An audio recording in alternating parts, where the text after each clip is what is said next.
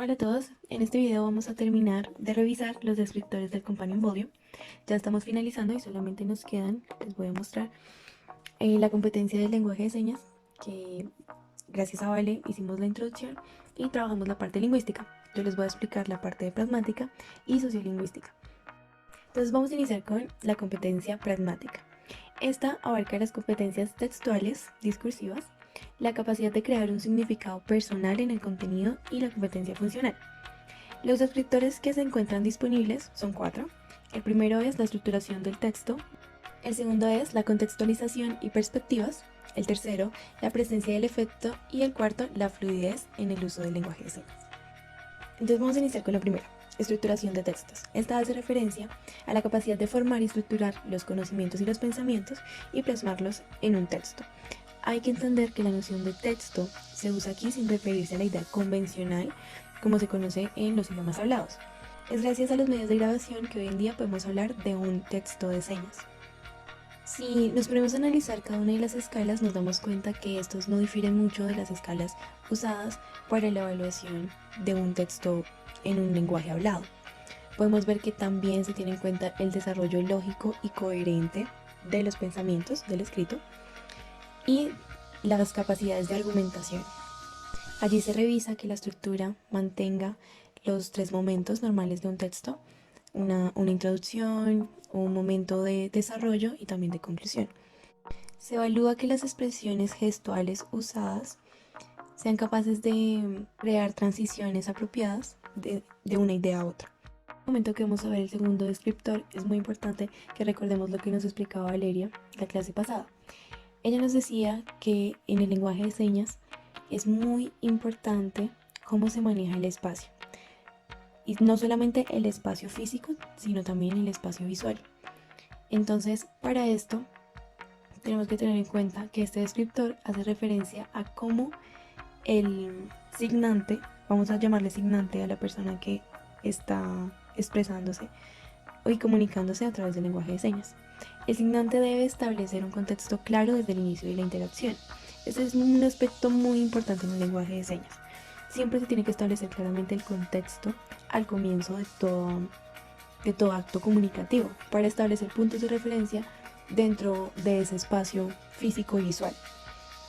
Dentro de una interacción, los puntos de referencia permanecen en su lugar hasta que se establezca algo nuevo, es decir, cuando el signante decida cambiar de tema. Por lo tanto, la consistencia de las relaciones en cuanto al espacio es esencial para producir un mensaje coherente y sin ambigüedades.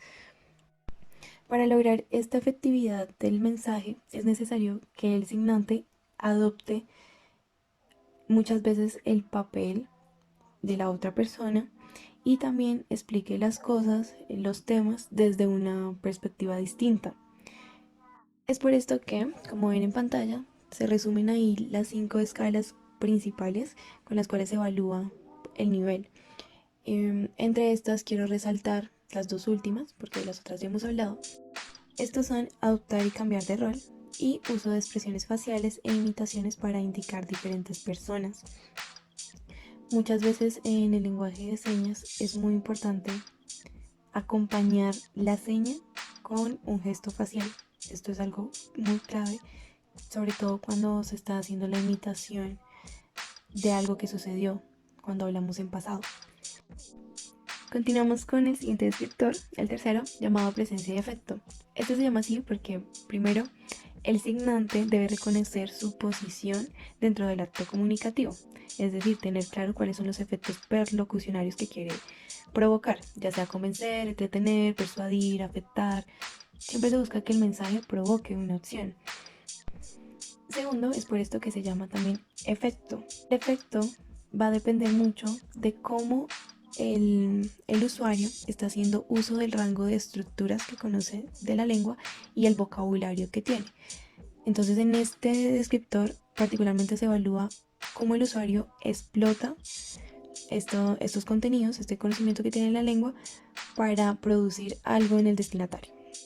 Entre las escalas que encontramos para este descriptor, vemos que es importante la precisión semántica en el mensaje, las pausas, las formas de las manos, el uso de diferentes signos, las acciones que van acompañadas tanto por mímica como con la boca y, como se mencionaba, ese reconocimiento que tiene el signante como mensajero. En el cuarto descriptor, el último, no nos vamos a demorar tanto porque es un elemento que ya conocen. Se trata de la fluidez. De hecho, es muy similar a la escala de la fluidez en el lenguaje hablado y se complementan. Siempre que hablemos de fluidez en un lenguaje de señas, se habla de el ritmo al producir las señas. Entonces hablamos de frases que son dadas de manera secuencial. No hay necesidad de ir muy rápido, lo importante es que estas tengan sentido, que se usen las pausas necesarias, que se hagan las transiciones necesarias. Finalmente, también se evalúa la capacidad de deletrear con el dedo aquellas palabras o signos desconocidos para otro usuario. Hemos llegado al final del componente pragmático. Sería bueno que hiciéramos este mapa mental rápidamente, escribiendo los 4 descriptores y las ideas que les quedaron, que entendieron de cada uno. El siguiente componente es el sociolingüístico. Para el lenguaje de señas también se tiene en cuenta el repertorio cultural y sociolingüístico que maneje el usuario. En esta serie de descriptores se tiene en cuenta el conocimiento específico de aspectos relevantes para la comunidad sorda y la cultura sorda.